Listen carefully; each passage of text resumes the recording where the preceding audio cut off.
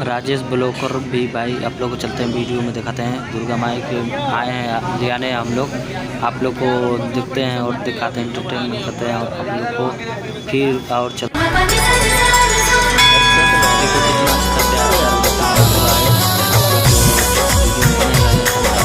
आप लोग दिखाते हैं कितना प्यारा प्यारा भाई लोग कितना कठिन से मूर्ति बनाए हैं लोग। देखो आप लोग को कितना अच्छा लगता है और आप लोग को दिखाते हैं और आगे चल के अच्छा मूर्ति बना लो भैया।